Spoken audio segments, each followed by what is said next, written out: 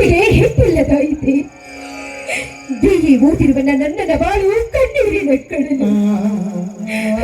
ನನ್ನನ್ನು ಯಾವ ತಪ್ಪು ಮಾಡಿದ್ರು ಅಂತ ಅವಳಿಗೆ ಈ ರೀತಿ ಹಿಂಸೆ ಕೊಡ್ತಾ ಕೆಟ್ಟ ಕಾಡಿನಲ್ಲಿ ಉಳಿ ಬಿಸಿಲಿನಲ್ಲಿ ದುಡಿದರು. ಕಾಣದಾಯಿತೆ ಈ ಬಡವರ ಬಾಳು. ದುಷ್ಟ ಶ್ರೀಮಂತರ ದರ್ಪಕ್ಕೆ ಹೆದರಿ ಬಂದಾಗಿರೋ ಈ ಕಡೆ ಬಡವರನ್ನ ಕಾಪಾಡಿಯ ತಂದೆ, ಕಾಪಾಡಿಯ.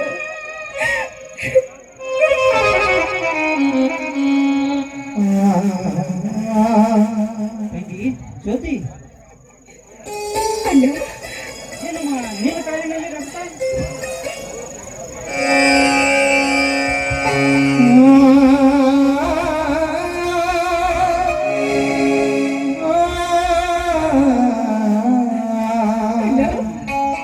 ನನ್ನನ್ನು ಕ್ಷಮಿಸಿಬಿಡಮ್ಮ.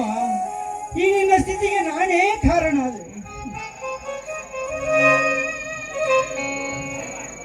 ಆ ದೇವ್ರು ತುಂಬಾ ಕೆಟ್ಟವನ ಶೇಷ. ಒಳ್ಳೆಯವರಿಗೆ ಇಂಥ ಬಡತನವನ್ನ ತಂದಿಟ್ಬಿಡ್ತಾನೆ. ಅದು ನಮ್ಮ ಪಾಲಿಗೆ ಬಂದ ದುರ್ದೈವ ಸಹಿತ. ಜ್ಯೋತಿ, ಈ ನಿನ್ನ ಮುಳ್ಳು ಚುಚ್ಚಿದ ರಕ್ತದ ಕಾಲನ್ನು ನಾನು ನೋಡ್ಲಾರೆ. ನೋಡು, ತೆಗೆದುಕೋ ನನ್ನ ಚಪ್ಪಲಿಯನ್ನು ನೀನ್ ಹಾಕೋ.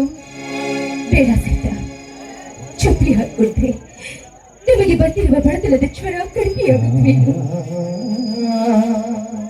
ನೋಡಮ್ಮ ಜ್ಯೋತಿ, ನಾನು ಬಡತನ ಕಡಿಮೆ ಮಾಡಲು ಬಂದಿಲ್ಲ. ನೋಡು, ಒಂದು ಹೆಣ್ಣಿನ ಕಷ್ಟವನ್ನು ನಾನು ಅರ್ಥ ಮಾಡ್ಕೋತಾ ಇದ್ದೀನಿ. ನಿನ್ನ ನೋವನ್ನು ನಾನು ಸಹಿಸಿಕೊಳ್ಳಾರ್ದೆ ನಾನು ಚಪ್ಪಲಿ ಕೊಡ್ತಾ ಇದ್ದೀನಿ. ನೀನ್ ಮಾತ್ರ ಬೇಡ ಅನ್ಬೇಡ. ಬೇಡ ಅಂದ್ರೆ ನನ್ನ ಆನೆಯಾಗಿದೆ. ಸರಿತಾ? ಆಯ್ತು ಸರಿತಾ.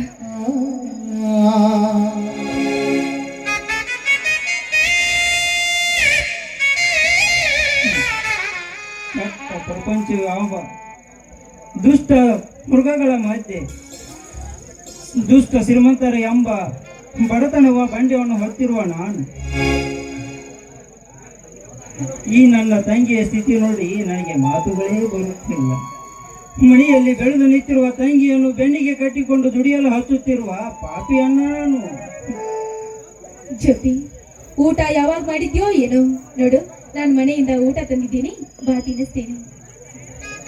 ಸರಿತಾ, ನೀಡಿದು ತಂಗಿಯರಿಗೆ ಕರುಣೆ, ಪ್ರೀತಿ, ಅನುಕಂಪ ನಾನು ನೋಡ್ತಾ ಇದ್ರೆ ಹಿಂದಿನ ಜನ್ಮದಲ್ಲಿ ನೀನು ನನ್ನ ತಾಯಿ ಆಗಿರಬಹುದು ಅನ್ನಿಸ್ತಾ ಇದೆ. ನೋಡು, ಆ ಕೆಟ್ಟ ಕಲ್ಪನೆಯನ್ನ ಬಿಟ್ಟು ಮೊದಲು ಊಟ ಮಾಡು.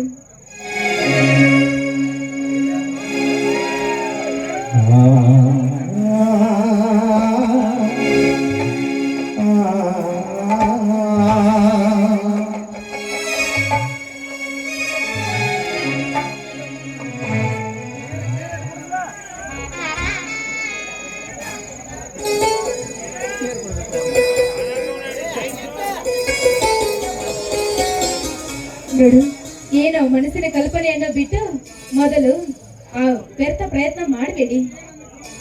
ವಿಧಿ ನನ್ನ ಜೀವನದ ಕಥೆಯಾಗಿರುವಾಗ ಯಾರೇನು ಮಾಡಬೇಕು ಸವಿತಾ? ಅದೆಲ್ಲ ನನ್ನ ದುರ್ದೈವ. ಬಡತನದ ಬಂಡಿಯನ್ನು ಹೊತ್ತಿರುವ ನಾನು ಈಗಿನ ಕಾಲ ಇದ್ದವರಿಗೆ ಕಾಡ್ತಿತ್ತಮ್ಮ, ಸಾಲವಾದ ಸೂಲ. ಈಗ ಸಾಲದಿಂದ ಮುಕ್ತಿ ಹೊಂದಿರುವೆ. ಮುಕ್ತಿ ಹೊಂದಿದ ಈ ಬಡವನಿಗೆ ಕಟ್ಟಿದ ಕೈ ಬಿಚ್ಚದಂತಾಗಿದೆ ಸಹಿತ, ಕೈ ಬಿಚ್ಚದಂತಾಗಿದೆ. ಬಿಸಿಲಿನ ತಾಪ ಹೆಚ್ಚಾಗಿದೆ. ಮೊದಲು ಜ್ಯೋತಿಯನ್ನ ಮನೆ ಕರ್ಕೊಂಡು ಹೋಗು. ಸರಿತಾ, ಇನ್ನೊಂದ್ಸಲ ನಮ್ಮ ಮನೆಗೆ ಬರ್ಬೇಕು. ಆಯ್ತು, ಖಂಡಿತ ಬರ್ತೀನಿ. ನೀನು ಮೊದಲು ಮನೆಗೆ ಹೋಗು. ಸರಿ ಸಹಿತ, ನೀನು ಮನೆ ಕಡೆ ನಡೆಯ, ನಾವಿನ್ನು ಬರುತ್ತೇವೆ.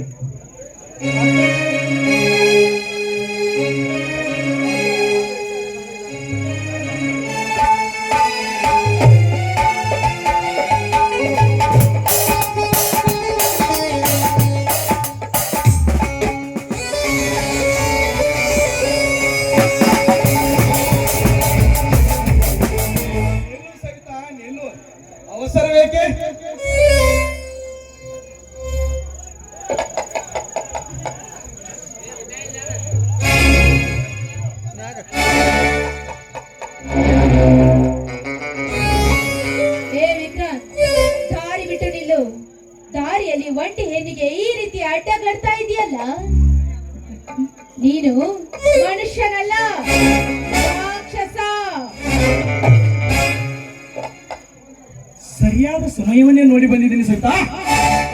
ಈ ನಿನ್ನ ಸೌಂದರ್ಯ ಸಭೆಯನ್ನು ಸರ್ದಾರನಾಗಿ ನಾಚಿಕೆ ಬಿಟ್ಟ ನಾವಲ್ಲ, ನೀನು ಮನುಷ್ಯನಲ್ಲ, ಕಾಡು ಹದ್ದಿ.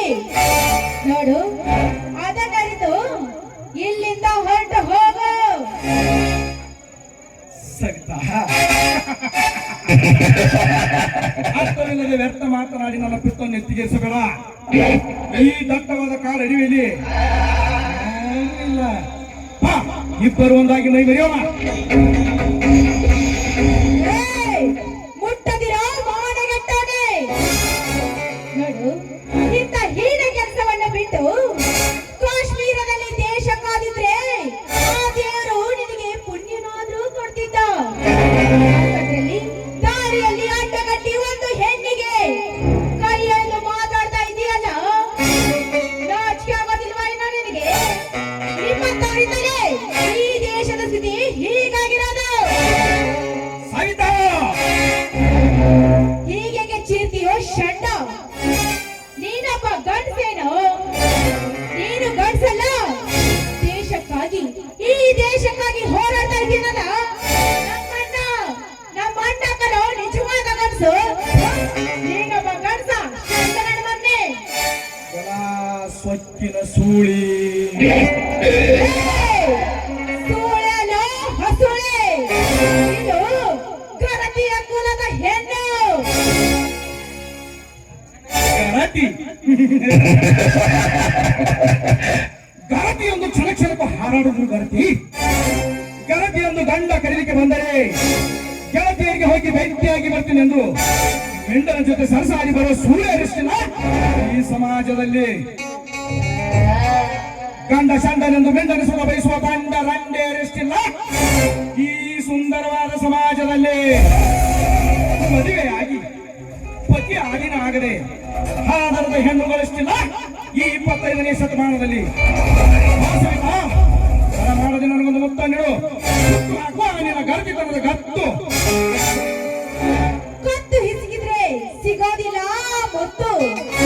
ಇದೇ ಗರತಿತನದ ಶಿಸ್ತು ಈ ಸವಿತಾಳು. ಅದನ್ನರಿತು ಇಲ್ಲಿಂದ ಹೋಗೋ ಮರೆತು ಮರೆತು ಹೋಗುವುದು ಅಷ್ಟೊಂದು ಸುಲಭದ ಮಾತಲ್ಲ ಸಹಿತ. ಈ ನಿನ್ನ ಸೌಂದರ್ಯವನ್ನು ನೋಡಿದರೆ ಮತ್ತೆ ಮತ್ತೆ ಮತ್ತೆ ಹೆಚ್ಚುತ್ತದೆ ನನ್ನ ಕಾಮದ ಮತ್ತು. ಲಜ್ಜೆಗೆಟ್ಟವನೇ, ನಿನ್ನೇನಾದ್ರೂ ಈ ಸ್ಥಿತಿಯಲ್ಲಿ ನಮ್ಮನ್ನ ಏನಾದ್ರೂ ನೋಡಿದ್ಯಾ ಅಂದ್ರೆ ಈ ನಿನ್ನ ಪಾಪದ ದೇಹವನ್ನು ಇಂಚು ಇಂಚಾಗಿ ಕತ್ತರಿಸಾಕನೆ ಜೋಕೆ. ಅನ್ನ ಅವನ ಯಾರು ನಿಮ್ಮ ಅಣ್ಣ? ಅನ್ನ ಮುಂದೆ ಬಂದು ತಿಳಿತಾರೆ ಅವನ ಬಣ್ಣ. ನನ್ನ ಅಣ್ಣ ಆದ್ರೆ ಹಳ್ಳಿಯ ಹುಲಿ. ಆ ಹಳ್ಳಿಯ ಹುಲಿ ಕೈಯಲ್ಲಿ ಸಿಗಬೇಡ. ಸಿಕ್ಕಿದ್ದೆ ಆದ್ರೆ ನಿನ್ನ ಸಮಾಧಿಯನ್ನ ಮಾಡ್ತಾನೆ ಗಟ್ಟಿ. ಸವಾರಿ ತಾತಾರು ಹೆಂಗಳೆಯರು ಶೀಲ ಸುಟ್ಟು ಸಮಾಧಿ ನಿರ್ಮಿಸುವ ಈ ಸರ್ದಾರನ ಸಮಾಧಿ. ನಿನ್ನ ಯೌವನದ ಮತ್ತು ಹೆಚ್ಚಾಗಿ ಹೊರಬರುತ್ತಿದೆ ಸೌಂದರ್ಯದ ಸೊಬಗು. ಅದನ್ನು ಹೀರಿದರೆ ಬರುತ್ತದೆ ಅದಕ್ಕೊಂದು